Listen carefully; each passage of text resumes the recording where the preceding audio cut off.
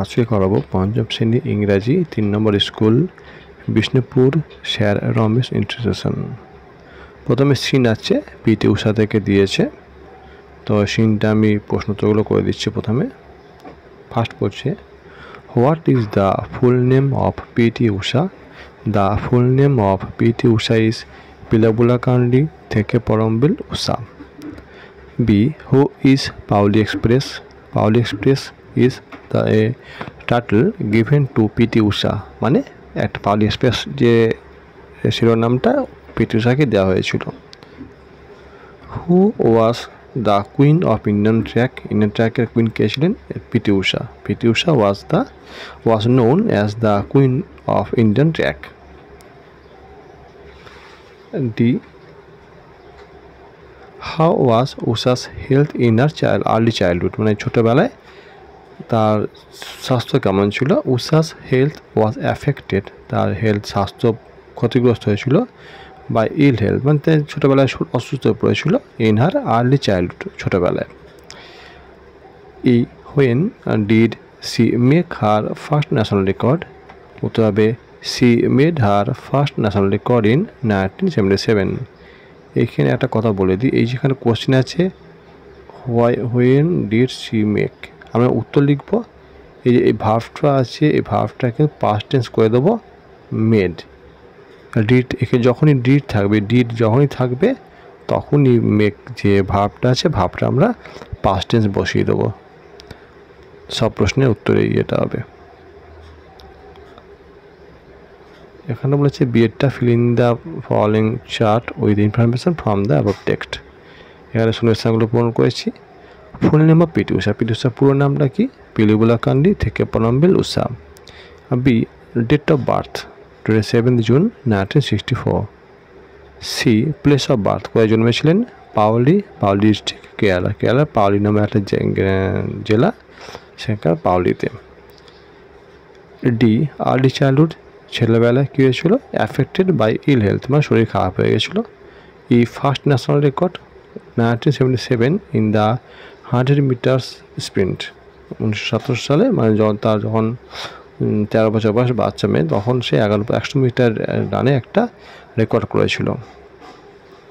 এবার C, true আর false, এটা the British girl PT উষা, এটা ফলস হয়, কারণ উনি ছিলেন আমাদের এখানকার ভারতীয় মেয়ে।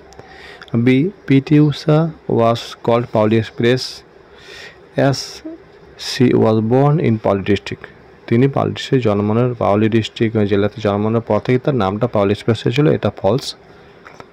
C, PT Usha was promising from her childhood, ছোটোবেলায় থেকে তিনি প্রমিসিং ছিলেন, এটা true.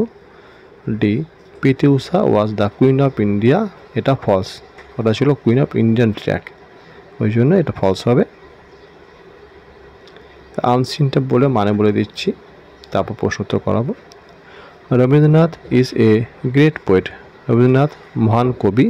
He was born in the famous Tagore family at Jorasanko in Kolkata on May 7, 1861। তিনি জোড়াসাঁকো ঠাকুর পরিবারে জন্মগ্রহণ করেন 1861 সালের 7 মে। হিজ ফাদার্স নেম ওয়াজ মহর্ষি দেবেন্দ্রনাথ টেগর, তার বাবার নাম ছিল মহর্ষি দেবেন্দ্রনাথ টেগর। হি ওয়াজ বর্ন পোয়েট, তিনি জন্ম থেকে কবি ছিলেন। হি wrote many poems, novels, short stories, essays and songs, এসব তিনি লিখেছিলেন, কবিতা, উপন্যাস, ছোট গল্প, প্রবন্ধ এবং গান। He was the first Asian to win the Nobel prize in 1913, তিনি প্রথম এশিয়ার কোনো একজন মানুষ যিনি প্রথম নোবেল পুরস্কার পেয়েছিলেন 1913 সালে। হি received his honour for his book Gitanjali, তিনি গীতাঞ্জলি বইয়ের জন্য পুরস্কারটা পেয়েছিলেন। হি রোট দ্য সং জনগণ মন which is our national anthem, তিনি এই গানে লিখেছিলেন জনগণ মন, যেটা আমাদের জাতীয় সঙ্গীত। He also established Visvabharati university Santiniketan, শান্তিনিকেতনে তিনি বিশ্বভারতী বিশ্ববিদ্যালয় প্রতিষ্ঠা করেন। This great man is known as Kaviguru, এই মহান মানুষটা কবিগুরু নামে পরিচিত। কোশ্চেন অ্যান্সার আসছে, ফার্স্ট হচ্ছে হোয়ার ওয়াজ রবীন্দ্রনাথ বর্ন? উত্তর হবে Rabindranath was born at Jorasanko in Kolkata, Kolkata Jorasanko জন্মেছিলেন। Who was Debendranath Tagore? Debendranath Tagore was Rabindranath Tagore's father, ছিলেন রবীন্দ্রনাথ ঠাকুরের বাবা। Which book brought Rabindranath Nobel prize? কোন বই জন্য তিনি পুরস্কার পেয়েছিলেন? সেটা হচ্ছে the book Gitanjali brought Rabindranath Tagore the Nobel prize. আচ্ছা, পয়েন্ট ডিটা, who is known as Kaviguru? কে কবিগুরু নামে পরিচিত? Rabindranath Tagore is known as Kaviguru. বিয়ের ট্রু ফলস আছে। A, Rabindranath Tagore was a great poet, এটা true. Debendranath was Rabindranath father, Rabindranath ঠাকুরের বাবা ছিলেন, এটা true. Debendranath won the Nobel prize, এটা ফলস। দেবেন্দ্রনাথ পাননি, এটা রবীন্দ্রনাথ ঠাকুর পেয়েছিলেন নোবেল প্রাইজটা। D, Rabindranath wrote our national anthem, Rabindranath Thakur national anthem গেয়েছিলেন, জাতীয় সঙ্গীত, এটা ট্রু।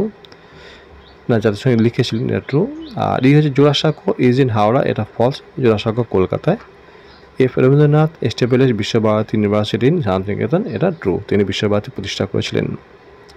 গ্রামারে চলে আসছি, বলছে কি প্রথমে fill in the blanks with the present continuous form. টেন্সটা হচ্ছে প্রেজেন্ট কন্টিনিউয়াস করতে হবে, আমি সব পড়া করে দিয়েছি। প্রথমে এটা হচ্ছে I am working, Rubina is not going, Varun is walking, Rina is studying, pink is coming, where are you meeting.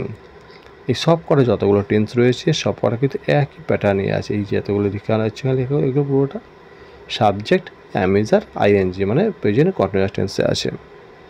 এখানে অনেকে ভুল করে, সেটা বলে দিচ্ছি এটুকুনি, যে এখানে যে কাম আছে, এই কাম আইএনজি যোগ করার সময় কিন্তু ইটা উঠে যাচ্ছে, ওটা আইএনজি যোগ হয়েছে, সিওএম আইএনজি, এটা একটু ভালো করে খেয়াল রাখতে হবে।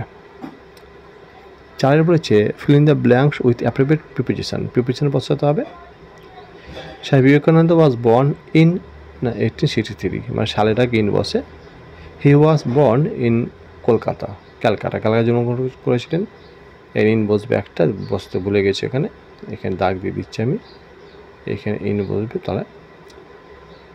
হি belongs to a rich family, in those days our country was under the British rule.